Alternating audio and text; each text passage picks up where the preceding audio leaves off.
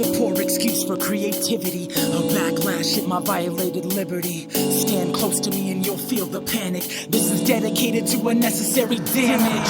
I can still hear you yelling from the bathroom. I don't wanna leave now, but I know I have to. Who knows what happens after the death of laughter? I realize the termination of this chapter. It's in the best interest for both our bloodstreams. My veins connect to form a clot that's self-destructing. This relationship was nothing but a disease. I folded it to save it, but got lost within the crease.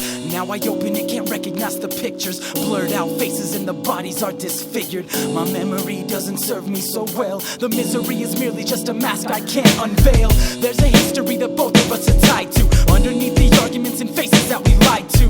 Every second adds more fuel to the flames. I cut off the oxygen along with the pain. So let the story motivate the resurrection of what you threw away with no recollection of that night. The light was so contaminating. Here's the stain that has left me sadly waiting another chance to improve my response time.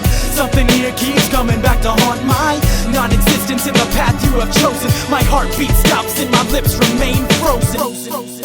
It's colder than it ever was, shivering and glancing at the scars on my thumbs. Matchsticks would ignite when I snapped. Ask this man what he would do to get that back. Anything if there was one sober evening, a witness to your wants and everything that lies between them. Never lost in the fantasies of daydreams. This is reality confused with a maybe.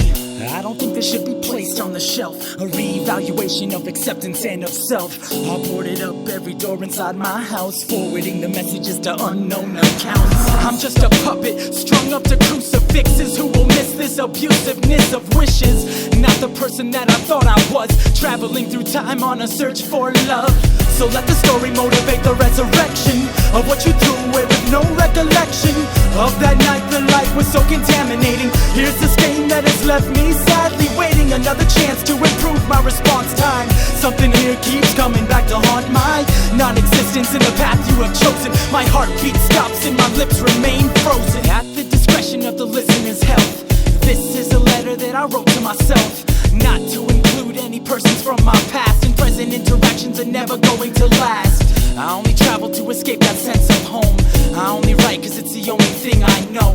I only breathe for the people around me. I live for you all, but you could all live without